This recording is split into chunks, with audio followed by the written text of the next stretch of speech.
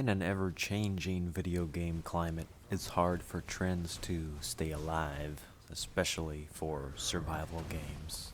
These types of very involved games come and go as player bases migrate and die off because the grind becomes tiresome and the finite resource of new ideas eventually depletes. Sometimes all that's needed is a transfusion for the new blood to make things interesting. And what is more addicting than building your own castle from resource gathering and stealing blood from other players to keep your vampire alive? That prospect should be enough to get any survival fan jumping out of their coffins to return to the grind. V Rising is parts Minecraft and parts Diablo mixed together to create a blood type that is familiar yet somehow still creative. It takes all of the good habits of the mindful grind for resources, like risk and reward, supply and demand, and the slow yet steady progression into getting stronger equipment. Pairing the intellectual discipline of building mechanics with the rather mindless clusterfuck combat of the top-down isometric action RPG, and interconnecting all of the crafting components and the special vampiric skills into a central system designed to facilitate both offense and defense in the same vein of castle construction. Building your castle is the most obvious objective here, although doing so requires active participation in the world's exploration and fighting mobs and players, if you play in a PvP server, in equal measure. Unlike Diablo 4's pointless grind, where you farm the same repeat bosses and dungeons with no clear goal in mind, V Rising has a dedicated progression through the in-game roadmap via V-Blood Tracker and the continuous castle upgrade system, which is enhanced by completing the tasks related to slaying bosses and acquiring their unique blueprints. You start out as a frail bloodsucker with nothing more than a wooden barracks and clothes made out of bones that are sucked dry. In search of the purest and most potent blood, you bite into 51 unique bosses, each with a new attack pattern and new recipes to offer. Very quickly, this cycle of gradually improving upon the quality of your home base and your abilities becomes a consuming process, which is what a survival game should be, when you're so hooked that you're more interested in feeding your virtual character than you are yourself. It's safe to say the game has done its job as a piece of entertainment. The end goal of V-Rising is simply up to the player and their own imagination, as well as the quality of the interactions with other real players you encounter on the PvP servers. Though not a true sandbox game like Minecraft, imagination is a big part of what goes into a game like V-Rising, for it is not simply what you grind for, but how you use the materials. The game, of course, is split into two major parts, with one being the integrity of your structures and, perhaps more importantly, the style of how they look.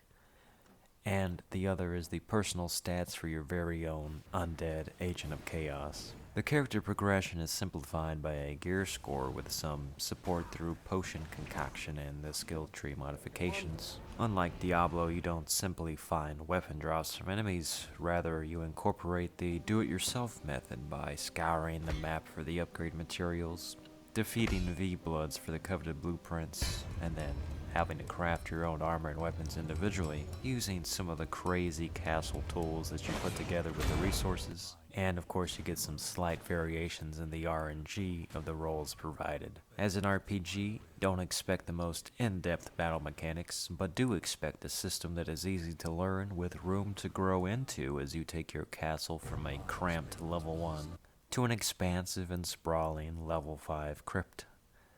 Expect enemies and bosses that are fun and interesting, making great use of the isometric perspective with all of its limitations and the occasional beauty that leads to the claustrophobic challenges. V-Rising is the best kind of a grind. A fun grind because of how every component of crafting remains interconnected, involving the breaking down of resources, recycling them, and harnessing the yields to invent more useful tools.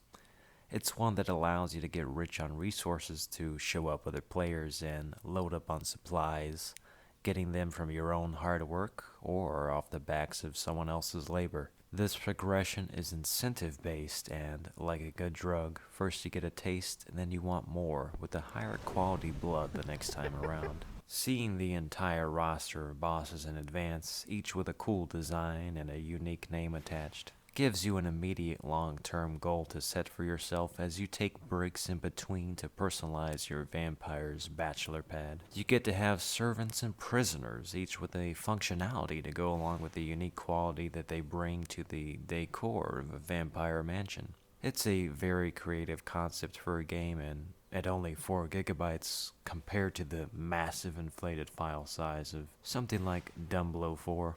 The V in V-Rising most likely stands for the V in PvP, an element that matters a lot more when you stand to lose everything you've worked for to other toxic players.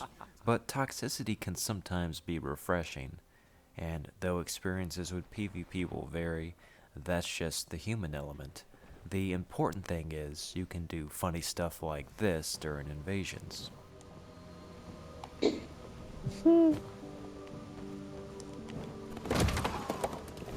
Oh, he destroyed it? Fuck.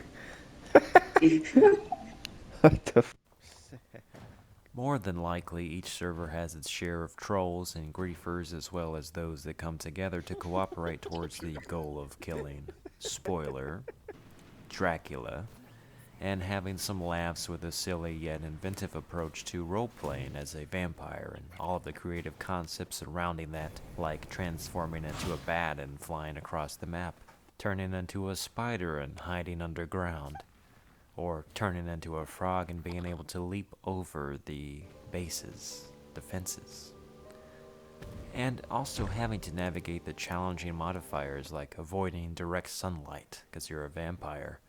Also watching out for garlic and silver. It's a game that kind of speaks for itself in terms of what you can do. There's always something new to discover and ideas pop into your head about where to go next, whether in order of the roadmap or in a way of your own choosing. The one drawback is a lack of definitive in-game content after reaching a certain point. But again, everything goes back to how much you enjoy the ongoing project that is PvP and castle defenses. These types of games usually do reach a logical endpoint, and then that's when you typically start a new server to start from scratch. Kind of how like most Minecraft seeds get created after an old world becomes stale and you get that itch again to start over. But once you start building, you always have to see it through.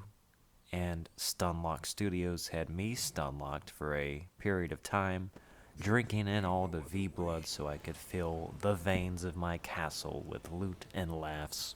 As the popularity of survival games fluctuates, many have fallen, but I hope that V continues rising.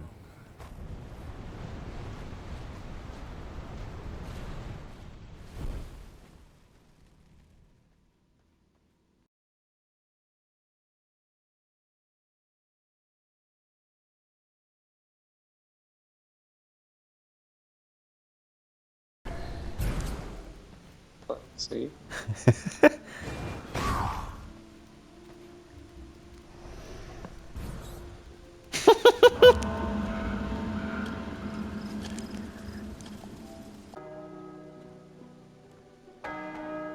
me ring mine.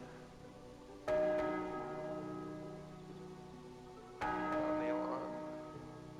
British account.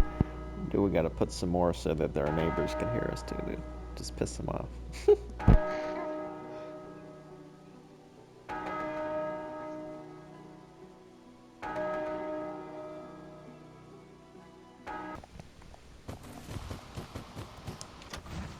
So, Dragos is here. Yo, what the fuck?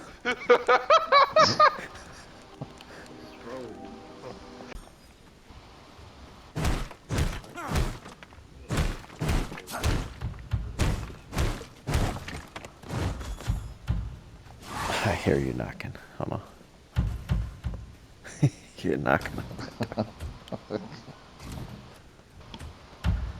I hate opening doors.